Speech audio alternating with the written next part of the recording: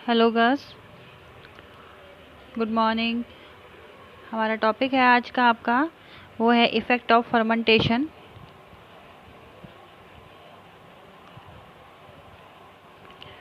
यानी जो खमीरीकरण होता है आपका, उस पे वो करने से फूड प्रोडक्ट पर क्या इफ़ेक्ट पड़ता है। ओके, तो चलिए स्टार्ट करते हैं। खमीरीकरण का प्रभाव खाद्य पदार्थों पर भौतिक व रासायनिक दोनों रूप में पड़ता है, जिससे खाद्य पदार्थों का रूप व आकार प्रभावित होता ही है, साथ ही साथ पोषण मूल्य पर भी अत्यधिक प्रभाव पड़ता है। मुख्यतः खमीरीकरण के अग्र प्रभाव देखे गए हैं। मीन्स गर्ल्स, जब हम किसी चीज़ को फर्मेंटेशन करते हैं, फॉर एग्जाम्पल अगर आप भटूरों के लिए आटा ही मल रहे हैं तो हम सबसे पहले क्या करते हैं, उसको जैसे दही में मलते हैं और घर में हम इनो का यूज़ करते हैं, थोड़ी सी चीनी भी डालते हैं। तो उससे क्या होता है, जो आपका फर्मेंटेशन है आटे में वो बहुत ही अच्छी तरीके से हो जाता है अगर हम उसे 3-4 घंटे के लिए रख के छोड़ देंगे। तो उसके बाद क्या होगा, उसमें उसका जो है फिजिकली चेंज हो जाएगा, मतलब उसके रंग में, रूप में चेंज आ जाएगा। और वो किसके बदौलत होगा, क्योंकि इसमें केमिकल रिएक्शन होगा, जो एंजाइम है उनकी उत्पत्ति हो जाएगी, बैक्टीरिया की उत्पत्ति हो जाएगी, जिससे कि उसके रंग और रूप में चेंज आ जाएगा। तो जब हम खमीरीकरण करते हैं तो उसके साथ क्या होता है, उनके पोषक तत्व मतलब न्यूट्रिशन वैल्यू पे भी इफेक्ट पड़ता है। कभी कभी ज़्यादा देखा गया है और कभी कभी कम भी देखा गया है फूड प्रोडक्ट पर। तो मुख्यतः खमीरीकरण को निम्न प्रकार से देखा गया है। फर्स्ट है आपका, इसमें खमीरीकरण के द्वारा मिश्रण का आयतन दुगना और उससे भी अधिक हो जाता है। मतलब जिस चीज़ को हम फर्मेंटेशन कर रहे हैं तो आपने देखा होगा उसके साइज़ में बढ़ोतरी हो जाती है, वो या तो दुगने क्वांटिटी में हो जाएगा या फिर उससे भी ज़्यादा हो जाएगा। गैस का निर्माण जितना अधिक होता है आयतन में, आपका जो वृद्धि है उतनी ही अधिक होती है। जो आपका इसमें गैस का निर्माण है, क्योंकि हम किसी चीज़ को फर्मेंटेशन कर रहे हैं तो ऑब्वियस सी बात है कि उसमें गैस का निर्माण होगा ही, जिसकी वजह से वो फूलेगा। यही कारण है कि पकाने पर भी ऐसे पदार्थों का आयतन यानी वॉल्यूम बढ़ता है, क्योंकि पकाने की क्रिया से आपके जो है मिलने वाली गर्मी के द्वारा आयतन अधिक हो जाता है।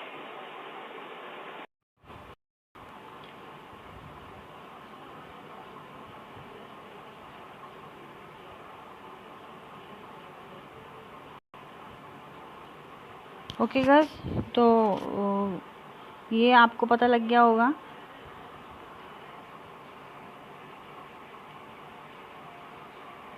फिर नेक्स्ट पॉइंट है आपका, खाद्य पदार्थों की अम्लता बढ़ जाती है, जिससे विशेष प्रकार का वांछित खट्टा स्वाद उसमें उत्पन्न हो जाता है। यानी आपका इसमें अम्लता मतलब जो भी आपके एसिड्स हैं वो सब बढ़ जाते हैं, जिससे कि क्या होता है, एक विशेष प्रकार का एक खट्टापन आ जाता है स्वाद में फूड प्रोडक्ट के। उचित खमीरीकरण के द्वारा खाद्य पदार्थों का पीएच घट के आपका 4.5 से 5.0 के बीच ही हो जाता है। नॉन प्रोटीन नाइट्रोजन यानी की मात्रा खमीरीकरण के द्वारा बढ़ती है। जो नॉन प्रोटीन नाइट्रोजन की मात्रा है जो कि नहीं पाई जाती है खमीरीकरण में, वो उस दौरान बढ़ने लगती है। खमीरीकृत पदार्थ हल्के होने के कारण आपके पचने में बड़े सरल हो जाते हैं। अपनी स्पंजी रचना के कारण उन पर पाचक रसों की क्रिया बड़ी सरलता से हो जाती है। गस जो भी आपके खमीरीकरण के प्रोडक्ट हैं, जब उन्हें खमीर, फॉर एग्जांपल आपने कभी ढोकला देखा होगा, अगर हम बेसन को ज़्यादा क्वांटिटी में इतने खा लेंगे कुछ और प्रोडक्ट बना के, जैसे चीला है या फिर आपके लड्डू हैं, तो वो नुकसान करेंगे।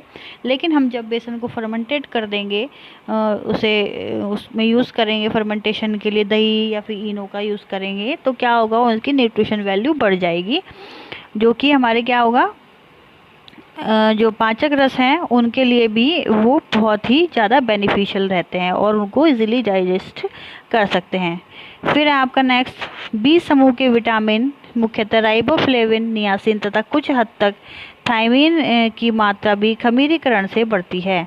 जो आपके कुछ विटामिन्स हैं, जो कि जैसे आपका विटामिन बी समूह हो गया, राइबोफ्लेविन आ गया आपका, इसमें नियासिन, इसमें क्या, और थायमिन, इनमें क्या होती है, इनकी कुछ हद तक बढ़ोतरी हो जाती है आफ्टर फर्मेंटेशन। ईस्ट को बी समूह के विटामिन का बहुत संपन्न साधन माना गया है। जो भी हम ईस्ट को यूज़ करते हैं उसको क्या माना गया है, ईस्ट का एक अच्छा साधन माना गया है। नेक्स्ट पॉइंट है आपका नुकसानदायक तत्व यानी एंटी न्यूट्रिशनल फैक्टर्स, जैसे कि फाइटेट होते हैं आपका, और ट्रिप्सिन इनहिबिटर्स हो गए, इनकी मात्रा जो है खमीरीकरण के पश्चात घट जाती है। ओके गर्ल्स, तो आपका जो जितने भी विटामिन बी ग्रुप के समूह हैं, राइबोफ्लेविन, नियासिन, इनकी मात्रा क्या होती है, बढ़ जाती है। लेकिन जो आपके एंटी न्यूट्रिशनल फैक्टर्स हैं, जैसे फाइटेट हो गए, आपके ट्रिप्सिन इनहिबिटर्स हो गए, इनकी मात्रा कम हो जाएगी आफ्टर फर्मेंटेशन। इससे लोहा, लवण व प्रोटीन की उपलब्धता में वृद्धि होती है। और ऐसे जो प्रोडक्ट होते हैं जिनके हम फर्मेंटेशन कर देते हैं, उनमें क्या होता है, जो भी लोहे तत्व होते हैं यानी आयरन और प्रोटीन की जो उपलब्धता है उसमें वृद्धि होती है। आवश्यक अमीनो अम्ल यानी एसेंशियल अमीनो एसिड्स की उपलब्धता भी खमीरीकरण के द्वारा बढ़ जाती है। विशेषकर दालों व फलियों में लेग्यूम्स के द्वारा तैयार किए जाने वाले पदार्थ में अतः प्रोटीन का पोषण मूल्य इस क्रिया से बढ़ता है। जितने भी लेग्यूम्स हैं, जैसे आपकी गस, आपने कभी देखा होगा जो उड़द की दाल होती है और फलियों वाली दाल है, या तो जब हम डोसा वगैरह बनाते हैं तो हम चावल को और उड़द की दाल को भिगो के रख देते हैं, जिससे कि उसमें फर्मेंटेशन हो सके। तो उस दौरान क्या होता है, जो फर्मेंटेशन की क्रिया होती है तो उसमें जो है प्रोटीन जो होते हैं, अमीनो एसिड जो होते हैं, वो उनकी क्वांटिटी जो है फूड में बढ़ जाती है, जो कि हमें जो है जो हमारी पाचन क्रिया में भी सहायक होते हैं।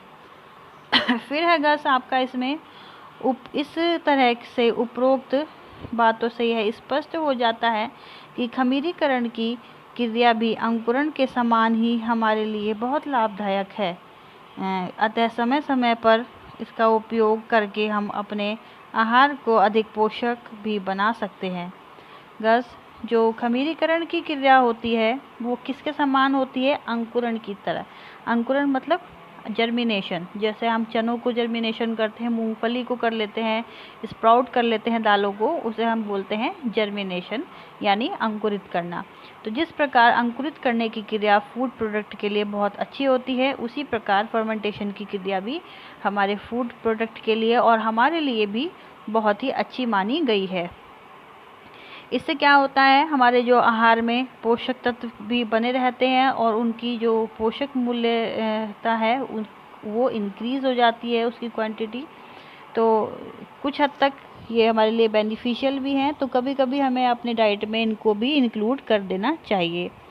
अब गलत बात आती है आपका, जैसे कि हमने ये टॉपिक डिस्कशन किया है इफ़ेक्ट्स ऑफ फर्मेंटेशन। इससे पहले हमने पढ़ा था कि जो भी आपका खमीरीकरण की क्रिया को प्रभावित करने वाले कारक हैं, जैसे आपको टेम्परेचर हो गया, पीएच हो गया, पोषक तत्व हो गए, आर्द्रता व नमी होगी।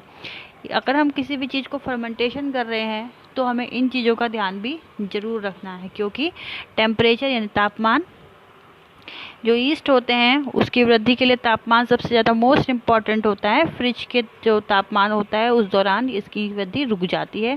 तो कभी भी जब हम किसी चीज़ को फर्मेंटेशन करते हैं तो उस दौरान उस फूड प्रोडक्ट को फ्रिज में या ठंडी जगह पर नहीं रखना चाहिए। ऐसी जगह रखना चाहिए जहाँ पे सूर्य का प्रकाश थोड़ा आता हो और जो है थोड़ी सी वहाँ पे गर्मी हो। तो इससे क्या होगा, आपका जो फर्मेंटेशन है वो बहुत ही अच्छी तरीके से आएगा। फिर है आपका पीएच। खमीरीकरण के लिए सर्वाधिक जो होता है आपका उपयुक्त जो पीएच है वो कितना होना चाहिए, 4 से 6 के बीच में होना चाहिए। यदि खमीरीकरण की क्रिया आपकी क्या होगी, पीएच जो है कम होगा 2.7 के से या फिर 7.4 के बीच होगा, तो वो क्रिया वो सही नहीं होगी। फिर आपके पोषक तत्व होते हैं, जब ईस्ट की वृद्धि और विकास के लिए पोषक तत्वों की भी आवश्यकता होती है, जैसे आपके विटामिन्स हो गए, खनिज लवण हो गए, नाइट्रोजन युक्त पदार्थ हो गए। उसमें क्या होता है, वो आपके बहुत ही अधिक नमक या शक्कर की उपस्थिति में भी ईस्ट में से पानी निकलने लगता है। अगर हम बहुत ही ज़्यादा क्वांटिटी में नमक डाल देंगे, शक्कर डाल देंगे, तो आप क्या होगा, ये ईस्ट है जिसमें आपने फर्मेंटेशन किया है उसमें से पानी छोड़ने लगेगी वो फूड प्रोडक्ट। तो हमें एक जो भी फूड प्रोडक्ट में हम ईस्ट का यूज़ कर रहे हैं तो बहुत ही सोच समझ के और देख के हमें यूज़ करना चाहिए। आर्द्रता और नमी क्या होती है? अच्छी खमीरीकरण प्रक्रिया के लिए कुछ नमी की मतलब मॉइस्चर की भी आवश्यकता होती है। तो ओके गर्ल्स, आई होप आपको समझ में आ गया होगा। मैंने लास्ट का पार्ट आपका जो है खमीरीकरण की क्रिया को प्रभावित करने वाले जो कारक हैं उनको रिपीट किया है, जिससे कि आपको ये टॉपिक आसानी से समझ में आ सके। तो गर्ल्स, अगर कोई भी दिक्कत है तो आप मेरे से जूम मीटिंग में डिस्कस करिएगा। Okay girls, take care, bye.